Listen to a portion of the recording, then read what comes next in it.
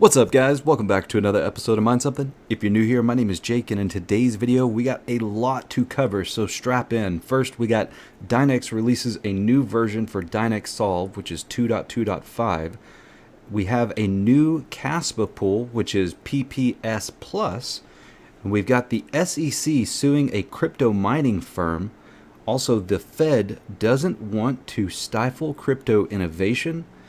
And we have the newest drivers for Nvidia maybe handicapping your hash rate. And then lastly, Kaspa Discord members may have been hacked.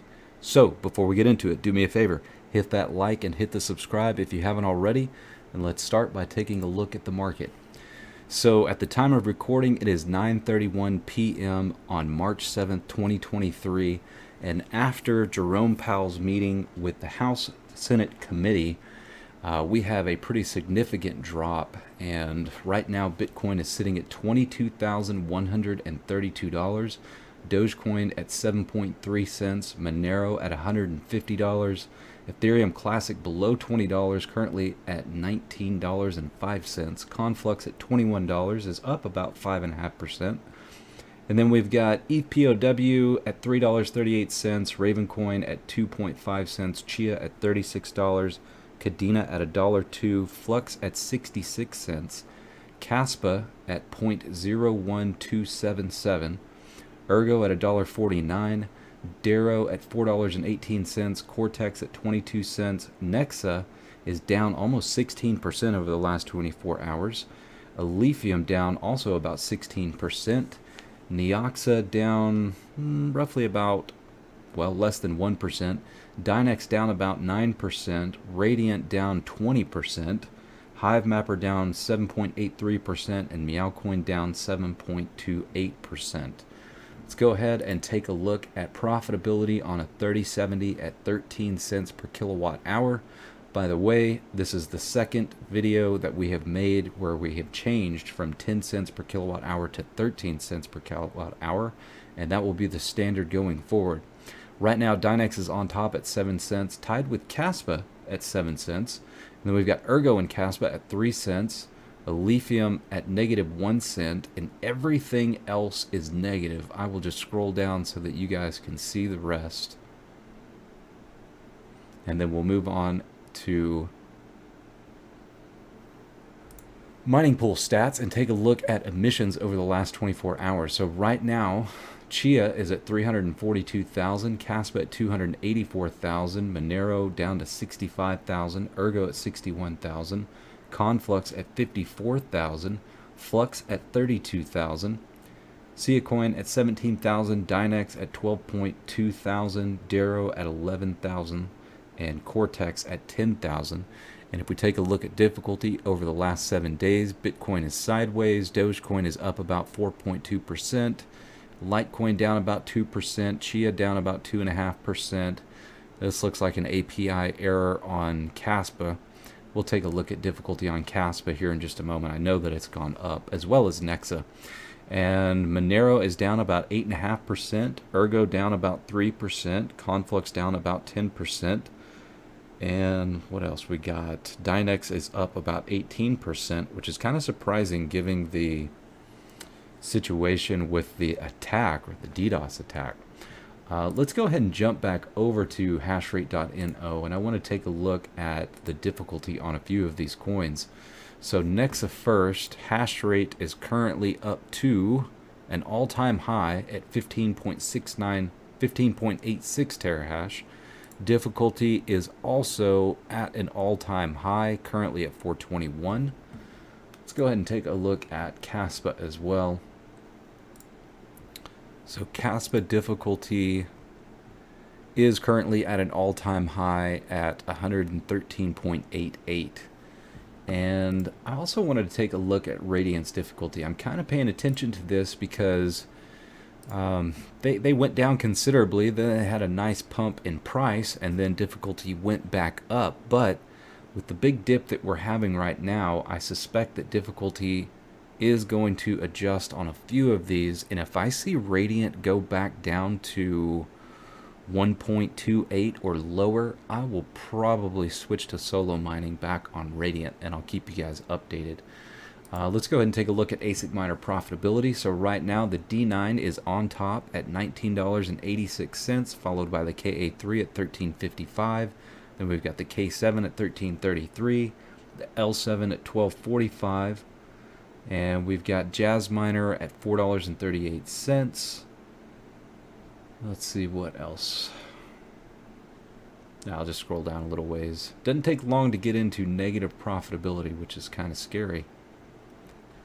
Alright, so let's take a look at a couple of announcements on Discord. First, Dynex did announce earlier today that they are releasing 2.2.5, and with this release it's going to fix last GPU with lower chips, malloc invalid timestamp improvement, kernel check and hang GPU hang detection, and stability improvements. And I'll leave a link to this install URL for HiveOS, and then it is also available for Windows as well. And then this was a pretty big deal. I was going to record a video earlier, but before I got to it, this happened right in front of my very eyes. I did see a notification from Tim on Kaspa's Discord announcing that they were doing an airdrop of 50,000 Kaspa with instructions to connect your MetaMask wallet. And, you know, being an official announcement from Tim, I think a lot of people probably fell subject to this hack. It's very unfortunate. I did put out an announcement immediately on Twitter. Son of a Tech did as well. Hopefully you guys did not fall victim to this, but I'm sure there may be some of you out there that did, which is very unfortunate. They did remove the original announcement, and then they made their own announcement that seems like we had a hack to Tim's account plus a scam attempt. I would not call it an attempt. I would call it a hack. All Tim's roles were removed, and they are investigating. And then we have an update. Many people, including moderators, were manually banned by the attacker. We will go over the logs tomorrow and fix all the damage. So for those of you out there who were saying that you suspected it was a scam and you got banned from their Discord, hopefully they will address the issue and let those of you back in, but just something to be aware of. And then on the subject of Caspa, I wanted to let you guys know that Cryptex now has a mining pool for Caspa. And this is a little different than what you're used to. Most people are on PPLNS, but we have something a little different, and I wanted to explain those differences to you. So there are 3 different types here, and we're going to go over each.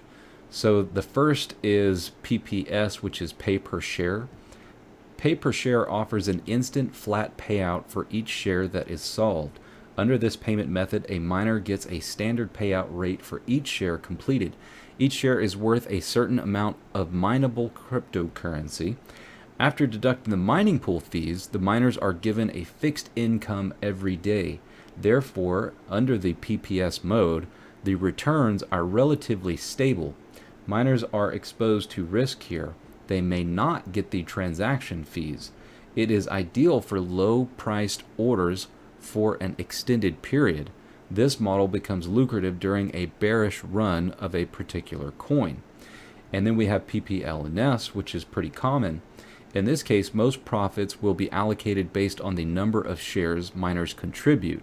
This kind of allocation method is closely related to the block mined out. If the mining pool excavates multiple blocks in a day, the miners will have a high profit. If the mining pool is not able to mine a block during the whole day, the miner's profit during the whole day is 0. Notably, in the short term, the PPLNS model is highly correlated with a pool's luck. If the luck factor of a particular mining pool decreases in the short term, the miner's income will also decrease accordingly. The opposite case of the mining pool being lucky in the short term is possible too. However, in the long term, the luck factor tends to average out to mean. Hence, the pool or this model is ideal for fixing orders on a big pool that has high chance of finding a block within the order time limit, or a standard order which will have miners connected for a longer time. And then we have PPS Plus. So PPS Plus is a blend of two modes mentioned above, PPS and PPLNS. The block reward is settled according to the PPS model, and the mining service charge transaction fee is settled according to the PPLNS mode. That is to say, in this mode, the miner can additionally obtain the income of part of the transaction fee based on the PPLNS payment method. This was a major drawback to PPS model. And then you have full pay per share as well. But just something to be aware of, a little bit different than perhaps what you're used to.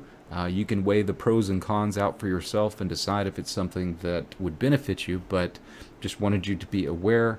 And we do have another pool pop up for Caspa, which is MaxGore. I noticed them mention this on Facebook's Caspa page, and just wanted you guys to be aware of another one that exists. And I told you guys that I would tell you what I'm mining every day, and right now I have switched the entire farm over to mine Caspa. So it shows roughly 18 gigahash, which is pretty close to accurate. If we take a look at the entire farm in Hive OS, we're at 16.53 gigahash, but that does not include a 3080 and a 3080 Ti that I have in my desktops.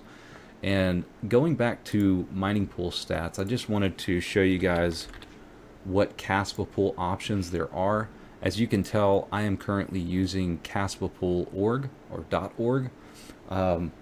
I feel pretty good about it. I don't like using the top pool, or in some cases not even the second pool, simply because I'm splitting rewards with a lot more people.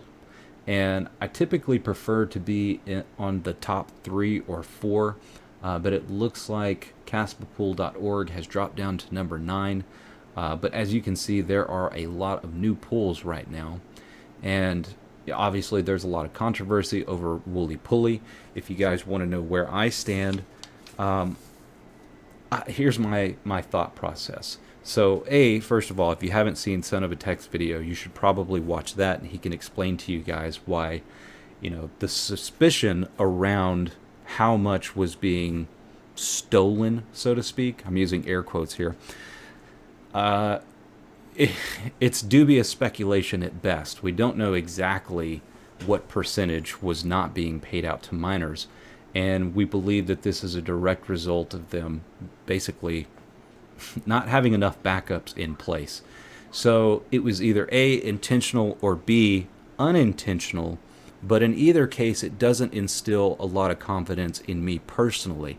Now, I was on Wooly Pulley all the way up until about October, and I don't know if it was a result of Wooly Pulley or perhaps it was the miner. I think at the time I was using BZ Miner, but some of my rigs would drop off completely from the pool, even though I could see it was submitting shares in the miner screen.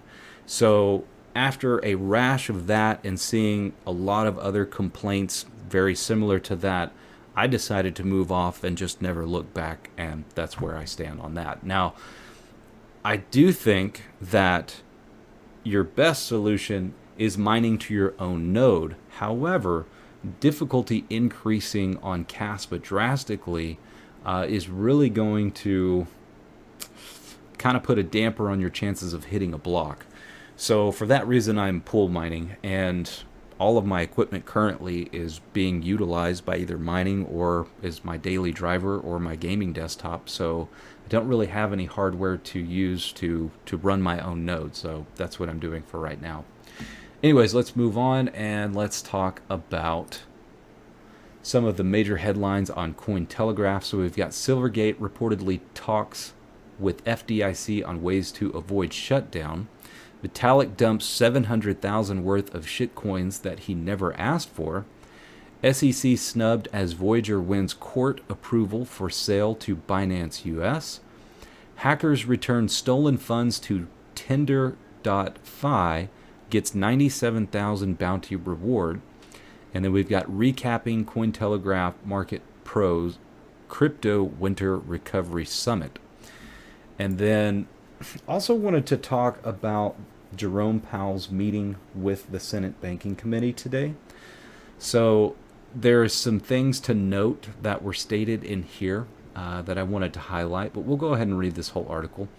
If the crypto industry was looking for a silver lining in the Federal Reserve Chairman Jerome Powell's testimony at a hearing before the Senate Banking Committee today on Tuesday, the best he could offer was that he's hoping there's something useful and innovative amid crypto's mayhem.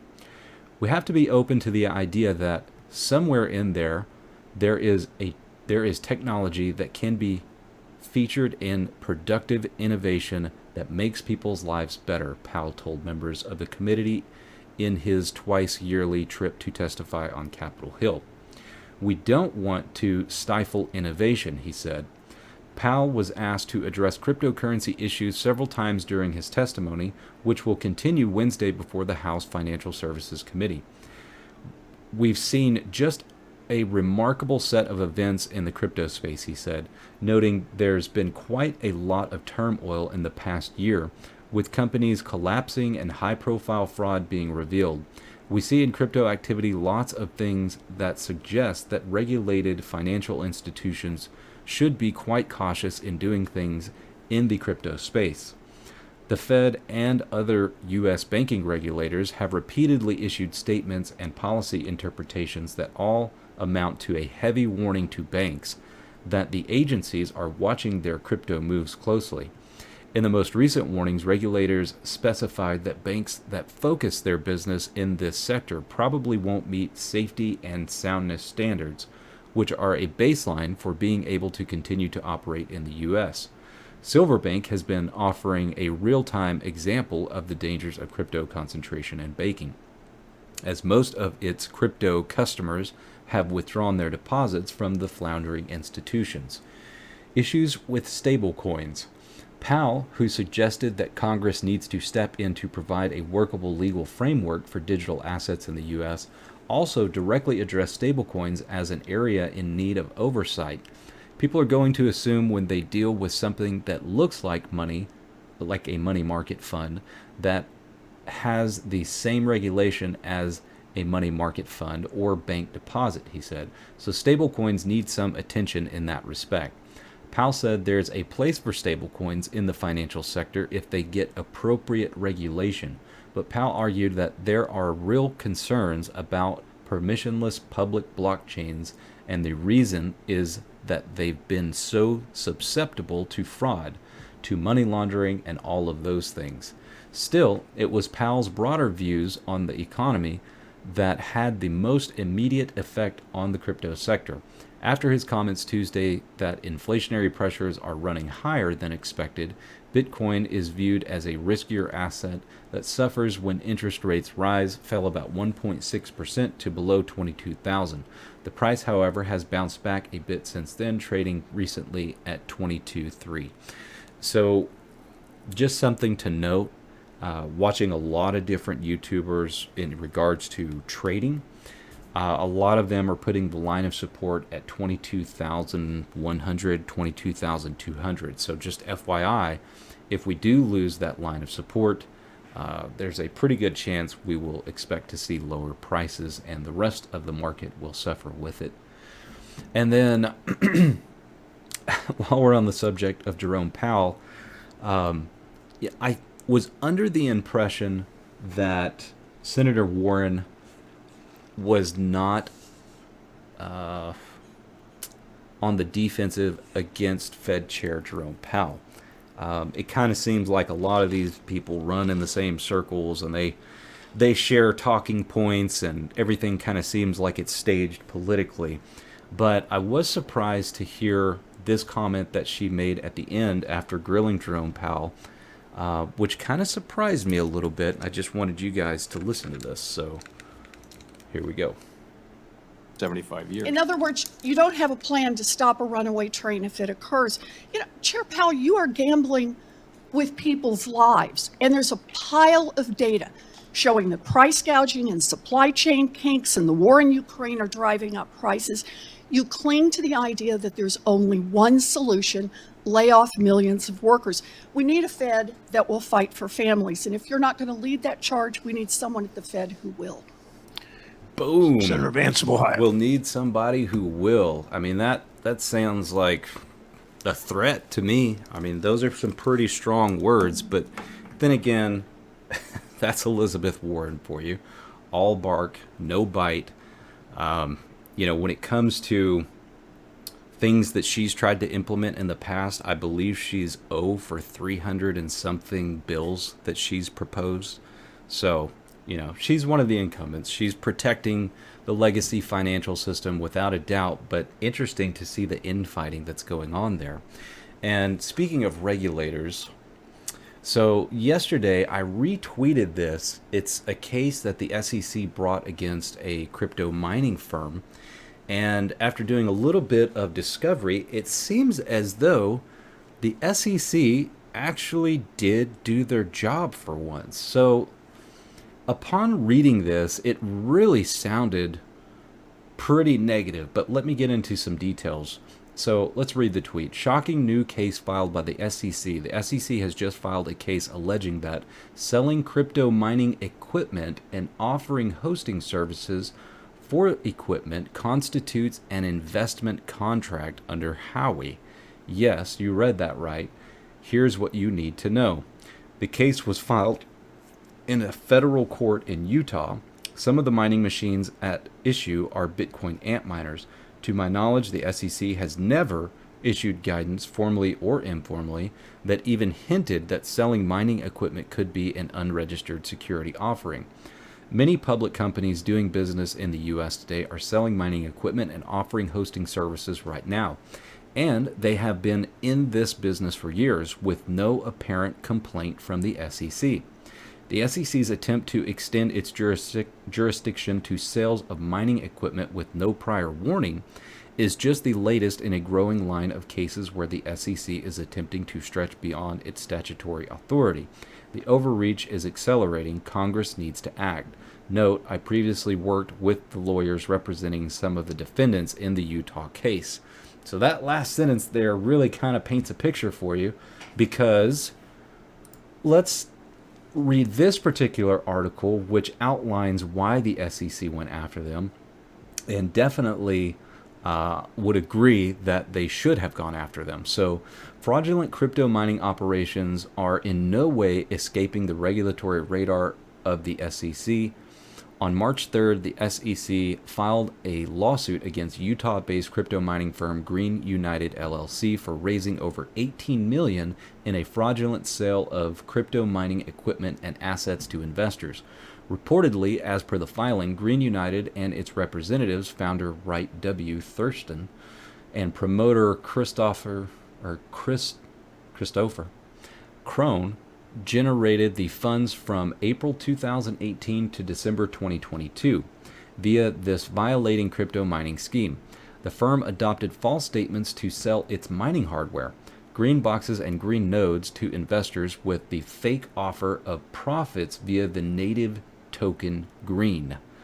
So just take a pause here and point out they created their own token, and they're selling this and essentially tricking people into thinking that they're mining this token, so to speak.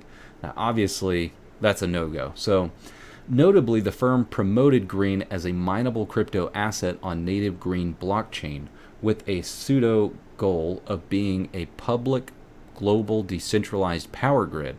Contrarily, Green was merely an ERC20 token that was never mineable nor sold in any secondary markets. Moreover, Green blockchain did not exist in real time. The genesis of the Green token is reported to have begun after the delivery of the mining hardware. Also, the firm issued Bitcoin Antminers as mining machinery to certain investors. As per SEC findings, the firm's founder, Thurston, distributed these tokens to investors periodically with a manipulative price value, while its promoter, Cron, acted as an unregistered securities broker to falsify the token's market value to investors. As a remedy to this violation, SEC appealed to the federal courts to refrain Green United and its representatives from engaging in any crypto services. The crypto community has begun storming the space with scrutiny against SEC's attempt to extend its authority in the industry. Significantly, the SEC lawsuit against Ripple is a long-standing one of the famous SEC cases.